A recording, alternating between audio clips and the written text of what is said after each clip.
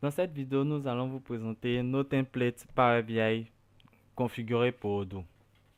Alors, nos templates Power BI sont des modèles de tableaux de bord que nous concevons et qui sont rapidement utilisables avec Odoo. D'abord, pour commencer cette vidéo, je vais commencer par une question.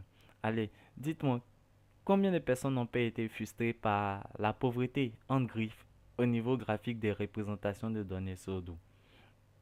Alors, Odoo est très intéressant au niveau graphique pour accéder aux données. En effet, vous pouvez intégrer dans votre tableau de bord l'ensemble des présentations, l'ensemble des informations contenues, qu'elles soient en vue table, en vue formulaire ou en vue cabane sur euh, votre tableau de bord suivi de l'activité.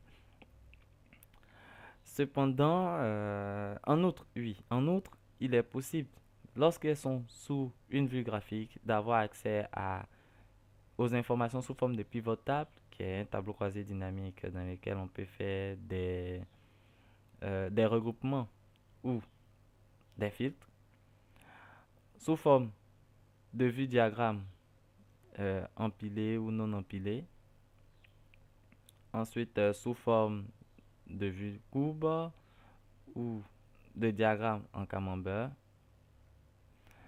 de diagramme en point ou sous forme de bâtonnet, si c'est un bâtonnet à double axe. Ok. Il est même possible de mesurer plusieurs types d'informations, comme ici au niveau, c'est l'order list, c'est la liste des bons de commande. Donc ici, on peut compter les différents bons de commande. On peut ensuite en- mesurer le total, le montant hors taxe ou la valeur des taxes. Malheureusement, c'est tout. Ensuite, vous serez chaque fois contraint pour analyser vos informations dans vos tableaux de bord d'être connecté à la base de données, ce qui n'est pas forcément évident pour un manager en déplacement ou lorsqu'on cherche à faire une analyse des données passées ou présentes hors ligne. Alors, pour combler ce gap, nous avons recouru, pour combler ce gap, nous utilisons Power BI. En effet, nous sommes tombés amoureux de Power BI lorsque on a vu certaines fonctionnalités dues à sa flexibilité, possibilité de créer des templates, des exports, des tableaux de bord, possibilité de faire des explorations all-in, possibilité de télécharger les données de la base de données et de les stocker. C'est dans cette mesure que pour démontrer cela, nous avons créé un service de templates Odoo de démonstration que vous trouverez sur notre site dans l'article Business Intelligence and Power BI au niveau du blog. En dessous, à la dernière fois, vous avez téléchargé nos tableaux de bord optimisés pour les utilisateurs de l'ERP Open Source Odoo en remplissant ce formulaire. Au clic, vous ouvrez le formulaire où il vous est demandé de remplir certaines informations pour que nous puissions avoir quelques infos sur vous. Et il vous sera envoyé l'accès à notre back-office où vous verrez deux modèles de tableau de bord pour l'instant, mais la liste va en augmentant. Alors, lorsque vous téléchargez les tableaux de bord et que vous avez installé euh, Microsoft Power BI, il faut d'abord remplir trois conditions. Petit 1, oui, l'installation de Power BI. 2, il faut que Power BI soit optimisé pour pouvoir se connecter aux bases de données Postgre, ce qui n'est pas possible par défaut.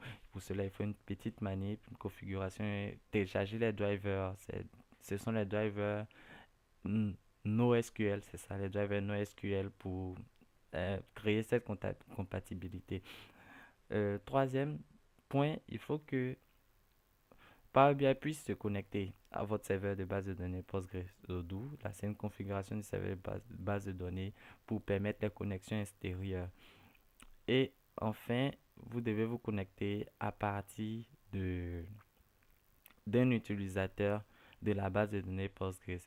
Par défaut, Odoo crée un utilisateur à son installation qui se nomme Odoo sur Linux ou OpenPG sur Windows, mais nous conseillons de créer un utilisateur par défaut qui aura la lecture des bases de données en lecture. C'est très important pour la sécurité.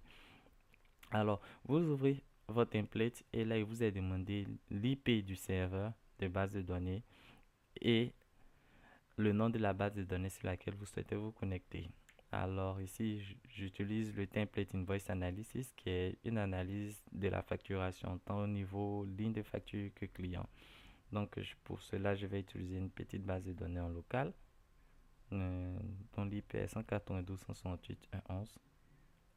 Donc 192.168.1.11.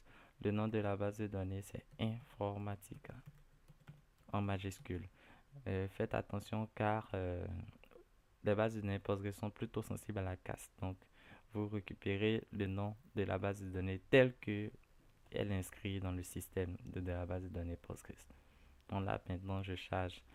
Cela prendra un certain temps plus ou moins long en fonction des caractéristiques de la puissance de votre machine, de la connexion avec le serveur, etc. etc.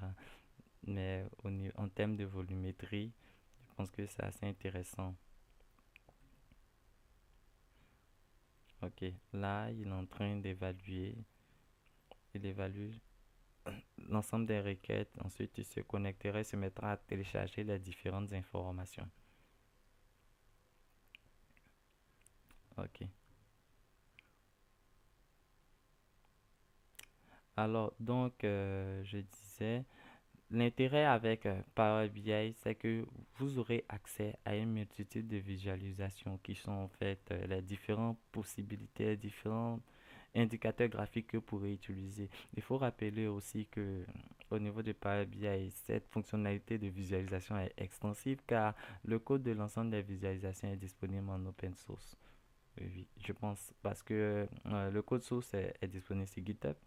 Donc, ce qui rend ce volet de Power BI open source. Ouais, je pense.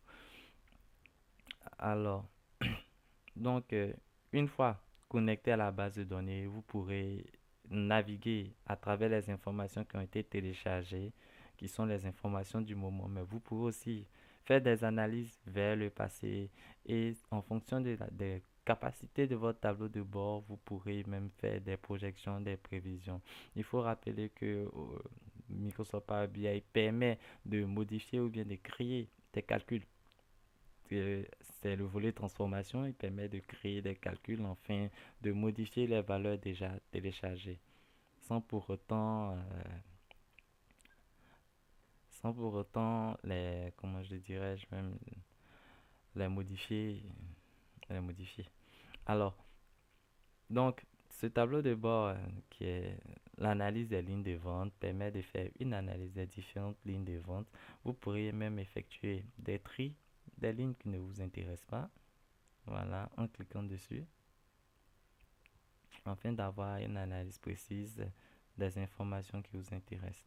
Non, là, je peux même supprimer le filtre afin de récupérer les informations. Vous pourrez faire des analyses par période en termes d'années pour les infos. Ensuite, par type de facture, ouverte, payée, brouillon, fermé, aussi par mois. Non, en termes de visualisation, nous avons les différentes lignes pour les périodes sélectionnées, ainsi que les ventes en termes de clients.